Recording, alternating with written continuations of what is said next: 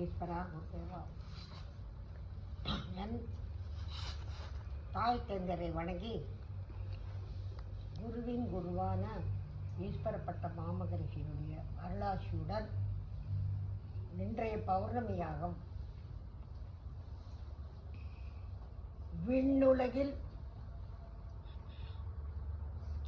மண்ணுலகில் வாழும் நாம் விண்ணுலகின் உண்மையை அறிதல் வேண்டும்.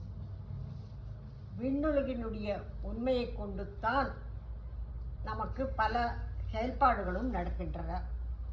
அந்த செயல்பாடுகள் எப்படி நடக்கின்றன என்றால், அமானுஷ்ய சக்தி என்ற ஒரு சக்தியினுடைய செயல்தன்மை 2-3 நாள் ஒரு வாரத்திற்கு முன் எனக்கு உறங்கும் பொழுது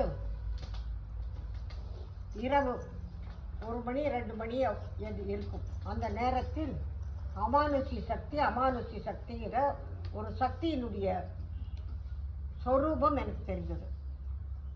உடனே அமானுஷ்ய சக்தி என்றால் என்ன என்ற எண்ணம் ஏற்பட்டது.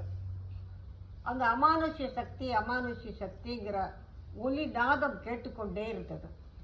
அதற்கு பிறகு நான் அதை நினைவில் வைத்து கொள்ள வேண்டும் அப்படி என்று எண்ணிக்கொண்டிருந்தேன்.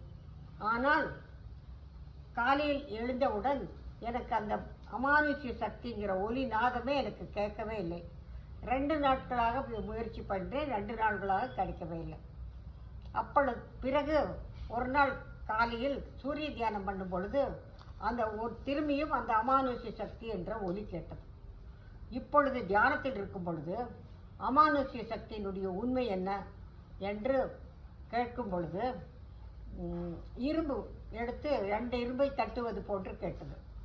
அந்த இரும்பிலிருந்து ஒலி வருது. ஒரு கல்லை எடுத்து இன்னொரு கல்லை வைத்து தட்டும் பொழுது அது ஒரு ஒலி வருகிறது.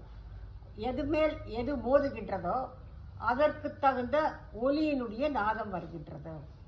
அப்பொழுது மூலமாக இருப்பது எது? ஒலியினுடைய நாதம்.